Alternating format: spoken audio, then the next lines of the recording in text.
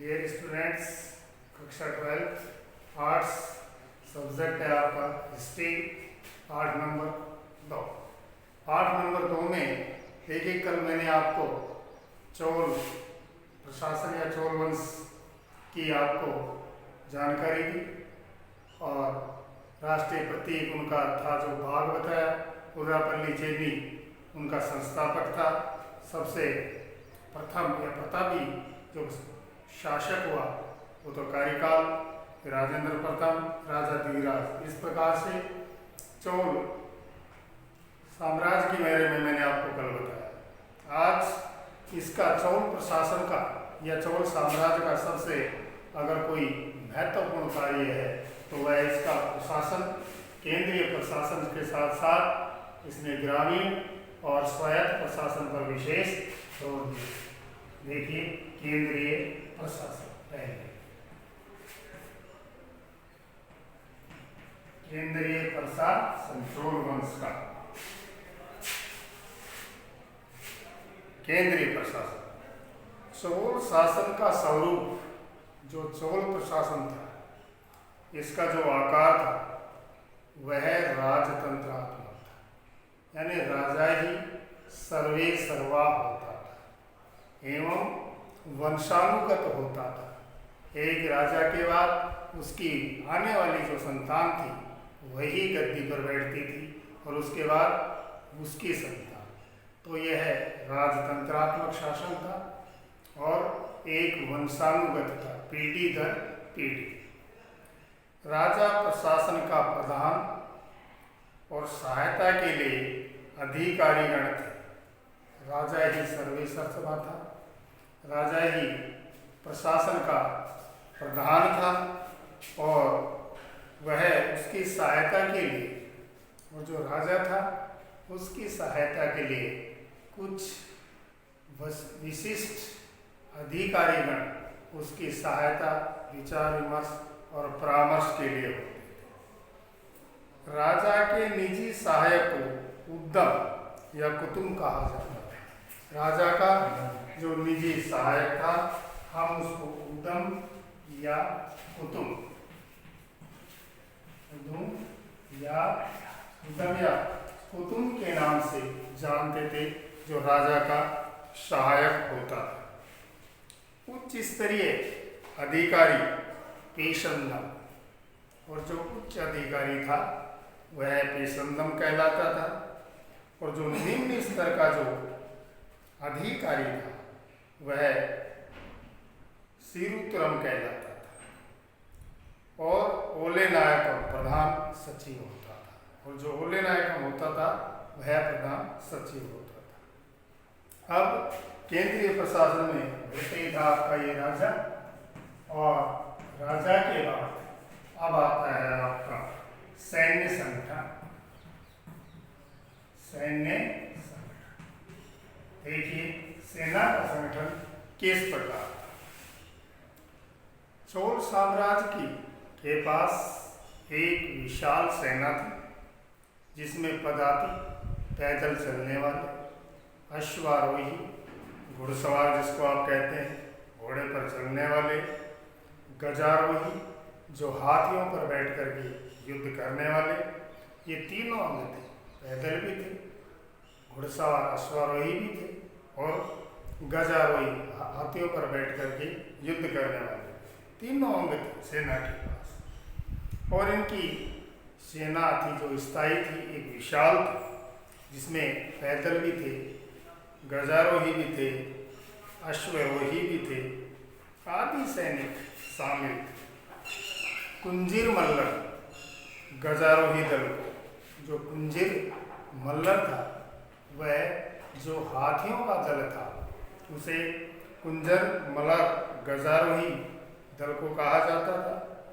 कुदी रेचे नगर, और जो कुदी रेचे नगर था वह अश्वारोही को, घोड़ों के दल को कहा जाता था।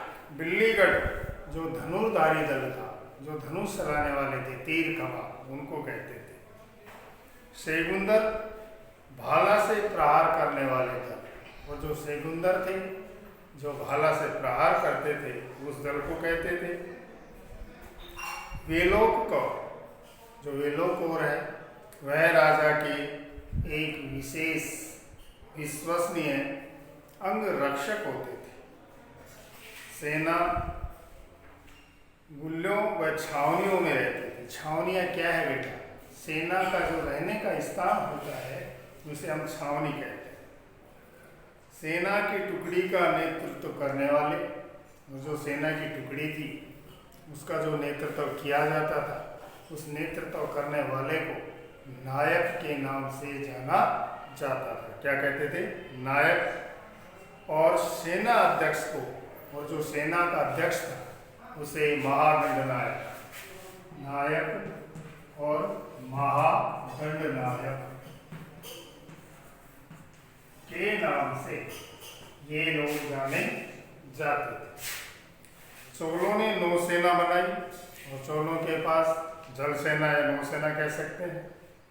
राजेंद्र जो प्रथम हुआ चोल वंश का, वो नौसेना ने उसे एक विजय वैजयंती गांगे क्षेत्र सिंघल, सिंघल किसे कहते हैं?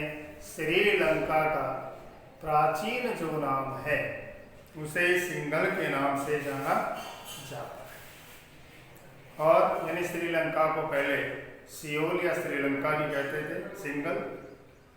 बंगाल की खाड़ी, और जो बंगाल की खाड़ी है, जावा, सुमात्रा, मलय, प्रायद्वीप पर यह फैरादी और बंगाल की खाड़ी चोल झील बन गई। और जो बंगाल की जो खाड़ी थी उसे चोल झील के नाम से माना जाता है।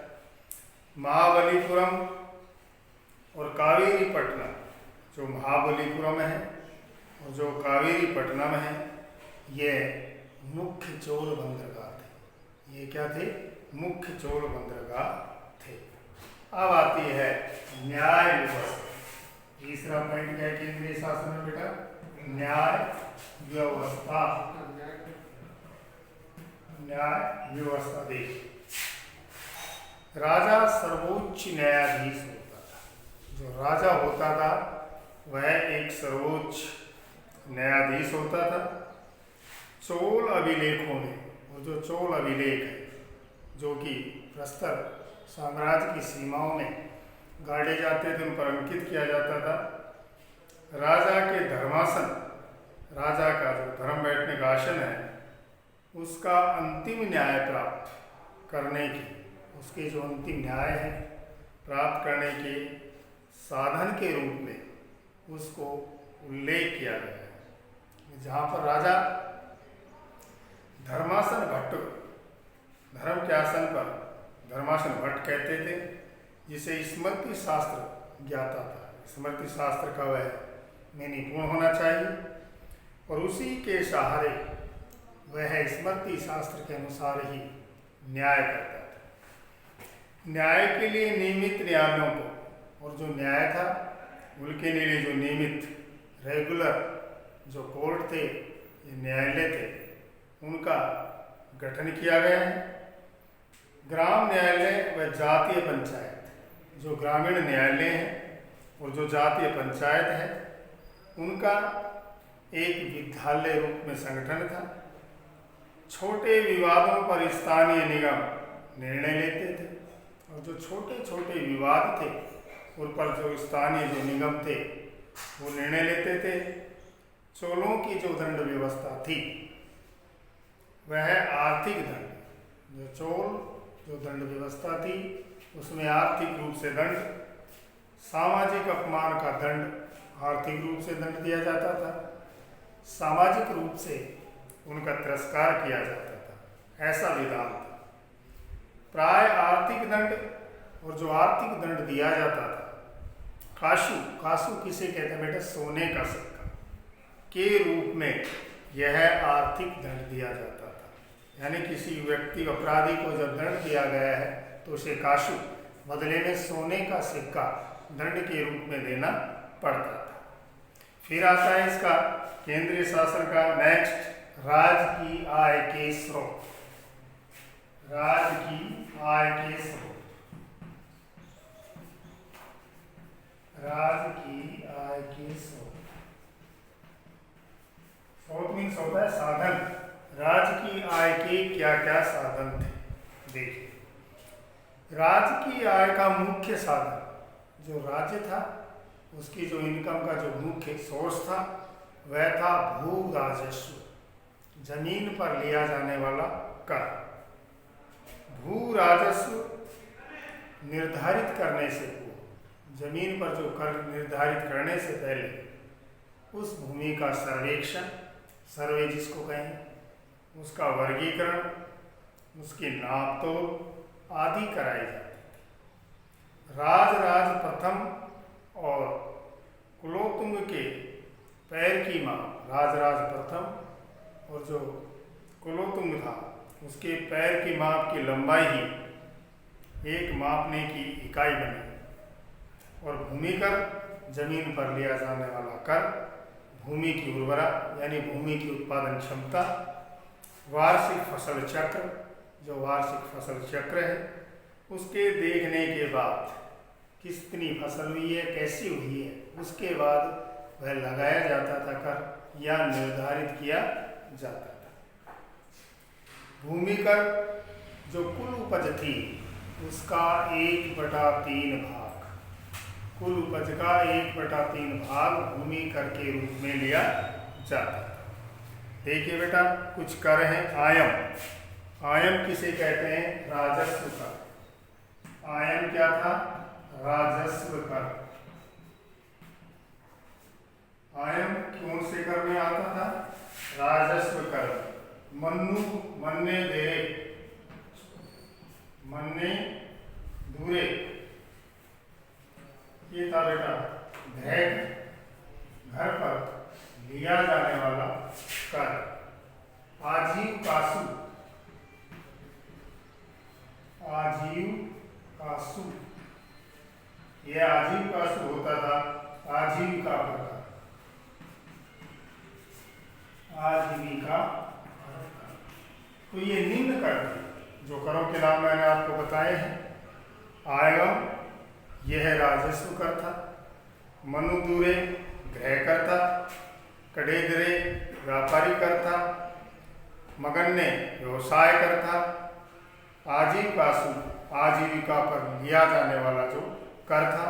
तो इस प्रकार से राज्य की आय के स्रोत थे, साधन थे। ये केंद्रीय प्रशासन था। अब आता है आपका बेटा, वो आता है प्रांतीय शासन। प्रांतीय शासन, देखिए चोलों का प्रांतीय शासन बहुत ही प्रसिद्ध माना जाता है। ग्रामीण स्वायत्तता को इसमें महत्व दिया गया है, ग्रामीण क्षेत्र को। इसलिए जो चोल शासन है वह अपने आप में बड़ा महत्वपूर्ण माना जाता है। और देखिए इसमें कौन कौन सी चीजें हैं। प्रांतीय शासन परीक्षा की दृष्टि से ये बड़ा महत्वपूर्ण टॉपिक है, प्रांतीय शासन। देखिए साम्राज्य यानी साम्राज्य विभिन्न प्रांतों में विभाजित था। जो साम्राज्य था वह विभिन्न प्रांतों में बटा हुआ था, जिन्हें मंडलम कहते थे। और इन प्रांतों को किस नाम से जाना जाता था? मंडलम। साम्राज्य प्रांतों में बटा हुआ था और इन प्रांतों को किस नाम से जाना जाता था? मंडलम के नाम से जाना जाता था। इनको मंडलम कहते थे। और इनके प्रशासक को, जो इनके प्रशासक हैं, उनको मंडल कहते थे। मंडल राज परिवार के सदस्य थे। और जो ये मंडल थे ये राजा के परिवार के सदस्य थे, राज परिवार के सदस्य थे, जिनकी नियुक्ति राजा स्वयं करता था इन मंडलों की। और प्रांतों को अपने अधिकारी व सेना होती थी, न्यायालय भी थी। और इन प्रांतों की अपनी एक सेना और अपने एक अधिकारी होते थे और इनके स्वयं के अपने न्यायालय भी थे। प्रांतों का विभाजन बलनाडु, जो प्रांत था उसका विभाजन बलनाडु, बल यानी प्रांत, बल का मतलब प्रांत और नाडु का मतलब होता है जिला। बलनाडु, बल का मतलब प्रांत और नाडु, नाडु का मतलब होता है जिला। बल का मतलब होता है प्रांत और नाडु का मतलब जिला, जिसे कहते हैं बलनाडु। प्रांत, जिला, कुर्रम ग्राम समूह को कहते थे। और जो कुर्रम था, ये कुर्रम क्या कहलाता था? ग्राम समूह। इसे ग्राम समूह के रूप में जाना जाता। ये था प्रांतीय शासन। अब आता है बेटा स्थानीय शासन, बड़ा महत्वपूर्ण है स्थानीय शासन। चोल साम्राज्य का स्थानीय शासन देगी। इसी की वजह से चोल प्रशासन महत्वपूर्ण माना जाता है। चोल प्रशासन की सबसे अगर कोई महत्वपूर्ण विशेषता है तो वह है उसका ग्रामीण और नगरीय स्तर, गांव के स्तर पर और नगर के स्तर पर स्थानीय स्वायत्तता, स्थानीय जो प्रशासन था उसकी आज़ादी की व्यवस्था।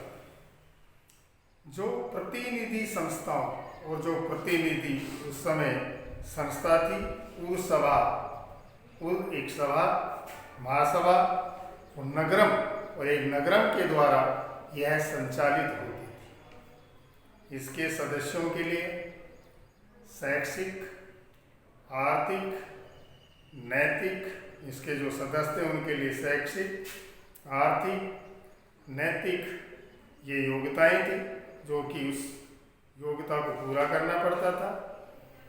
निर्वाचित सदस्यों को पेरू मक्कल, जो निर्वाचित सदस्य थे इनको पेरू मक्कल के नाम से जाना जाता था।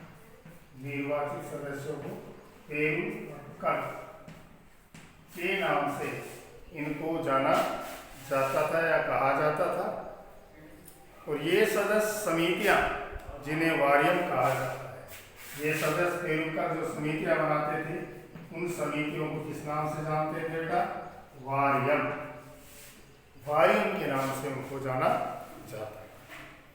इनके माध्यम से, इन वारियम या इन समितियों के माध्यम से सिंचाई व्यवस्था, भूमि विवरण, लगान और करों की वसूली, भूमि का विवरण, लगान और जो कर थे उनकी वसूली, मंदिरों की देखभाल, न्याय, प्रशासनिक कार्य की देखभाल आदि कार्य करते थे। पूर्व सामान्य वयस्क पुरुष जो गुरु थे, जो सामान्य वयस्क पुरुष थे, करदाताओं की सभा थी। एक जो कर लेने वाले दाता थे उनकी एक सभा थी, जबकि सभा और महासभा में, जबकि जो सभा थी और जो महासभा थी उसमें ब्राह्मण सदस्य थे। सभा और महासभा में मात्र किस जाति के सदस्य थे? ब्राह्मण सभा। केंद्रीय हस्तक्षेप नहीं था। प्रांतीय शासन में या कहें आपके स्थानीय शासन में राजा का यानी केंद्र की तरफ से किसी प्रकार का कोई इंटरफेयर या हस्तक्षेप नहीं किया जाता। वस्तुतः ग्राम लघु स्वतंत्र थे और इस प्रकार से हम कह सकते हैं कि जो ग्राम थे एक तरह से स्वतंत्र थे, गणराज्य रूप में उनका चुनाव हुआ। अब आता है चोल कला। चोल आर्थिक, सामाजिक, सांस्कृतिक, चोल कला भी बड़ी महत्वपूर्ण मानी जाती है। चोल कला पहला पॉइंट है। चोल काल में जो चोल काल है, चोल वंश है, इसमें पौराणिक, पुराण, शैव, शिव धर्म, वैष्णव धर्म आदि का पुनर्जागरण हुआ। उन सब जो धर्म थे इनका पुनर्जागरण, पुनः प्लस में जागरण, यानी इनका उत्थान, इनका विकास, सोए हुए को जगाना पुनर्जागरण का अर्थ होता है। नैनार ये शैव वंश से संबंधित थे। आलावार ये वैष्णव पंथ से संबंधित थे। इन्होंने अपने चोल स्वयं और जो चोल शासक थे वे स्वयं शैव धर्मावलंबी थे, शिव धर्म के मानने वाले। जैन मंदिरों के साथ साथ जो इन्होंने जैन मंदिर बनाए, इसके साथ साथ वैष्णव मंदिरों का अनुवाद भी किया। इन्होंने वैष्णव मंदिरों का भी अनुवाद किया था। चोल कला प्रेमी व महान निर्माता थे। चोल जो शासक थे कला के प्रेमी थे, कला का विकास करने वाले थे। चोल स्थापत्य की मुख्य देन, और जो चोल स्थापत्य कला है चोल वंश की, उसकी जो मुख्य देन है वह है मंदिर निर्माण की। चोल काल में सबसे ज़्यादा मंदिरों का निर्माण, इन मंदिरों का निर्माण द्रविड़ शैली के अंतर्गत हुआ था। कौन सी शैली के अंतर्गत? द्रविड़ शैली के अंतर्गत। मंदिरों की विशेषताएं क्या थी? एक विशाल वर्गाकार जिसकी चारों भुजाएं समान हो, वर्ग के आकार, विमान, मध्य में विस्तृत वांगन और बीच में एक बड़ा आंगन जिसे गोपुरम, मंडप, अंतराल थे। गोपुरम किसे कहते थे? मंदिर का जो मुख्य दरवाजा होता है वह गोपुरम कहलाता है, और इसके बीच में अंतराल, इसके बैठने का जो बीच का जो चौक था वो था। मंदिरों में तिरुकटलाई का सुंदरेश्वर, और जो मंदिर है उनमें जो सुंदरता है वह तिरुकटलाई का एक सुंदरेश्वर का मंदिर, नरपतलाई का, और जो नरपतलाई है उसका विजय ललम चोलेश्वर मंदिर प्रसिद्ध था। राज का बृहदेश्वर मंदिर, राजेंद्र जो प्रथम था उसका गंगे कोण चोलपुरम, और कोरंगनाथ, ऐरातेश्वर, त्रिभुवनेश्वर आदि मंदिर प्रसिद्ध। तंजौर में राजराज प्रथम के द्वारा राजराजेश्वर बृहदेश्वर मंदिर थे। इस मंदिर का आयताकार, आयत किसे कहते हैं? जिसके आमने सामने की भुजाएं बराबर। उसका जो प्रांगण 160 मीटर लंबाई और चौड़ाई 80 मीटर। गर्भगृह किसे कहते हैं? जहाँ मंदिरों में जो मूर्तियों का स्थान होता है उसे किस नाम से जाना जाता है? गर्भगृह। जहाँ मूर्तियां स्थापित की जाती हैं उसे गर्भगृह कहते हैं। गर्भगृह के ऊपर पश्चिम में बना एक 60 मीटर एक ऊंचा विमान, इसके ऊपर 3.5 मीटर ऊंचा एक पिरामिड आकार। पिरामिड की विशेषता क्या होती है बेटा? ऊपर से संकरा, नीचे से चौड़ा, ये पिरामिड की विशेषता है। जैसे गाजी का पिरामिड शीर्ष भाग था। गर्भगृह में एक विशाल जो मूर्तियों में थी एक शिवलिंग की स्थापना की गई। अंगकोरवाट का मंदिर विशेष प्रसिद्ध था। फिर है इसका चोल साहित्य। चोल वंश की जो मुख्य उपलब्धि है इसका स्थानीय शासन था, नौसेना, पानी की सेना, तमिल ग्रंथ, तमिल साहित्य के ग्रंथ, विशाल जो इसके मंदिर और जो इसकी मूर्तियां आदि। इस प्रकार से दक्षिण भारत के इतिहास में यह काल अपने आप में एक बड़ा महत्वपूर्ण स्थान रखता है। तो चोल साहित्य पुनः देखेंगे। चोल साहित्य में मुख्य उपलब्धि इसका स्थान, शासन, ग्रामीण स्वायत्तता, नौसेना, तमिल ग्रंथ, विशाल मंदिर, मूर्ति। इस प्रकार दक्षिण भारत का जो इतिहास है इसमें जो चोल साहित्य है, यह काल है, यह चोल साम्राज्य है, यह बड़ा महत्वपूर्ण स्थान रखता है। और चोल साहित्य का है जो प्रांतीय शासन जो मंडलों में बटा हुआ था, बल प्रांत, नाडु जिला, कोरम ग्राम समूह, स्थानीय शासन, इनको चलाने वाले पेरुमक्कल कह लेते थे। और जो समितियां बनाई जाती थी वारियां जिन्हें कहते थे। और इस काल में चोल साहित्य में, चोल वंश में, चोल साम्राज्य में कला और साहित्य का विकास हुआ। और ये अपने स्वायत्त शासन के कारण ही यह वंश एक विशेष प्रसिद्ध वंशों की दक्षिण में गिनती में आता है। कल आज का इतना कल के लिए हम आपको पढ़ाएंगे कल्याण की रास तरंगिणी, जिसमें कश्मीर का इतिहास का वर्णन किया जाएगा।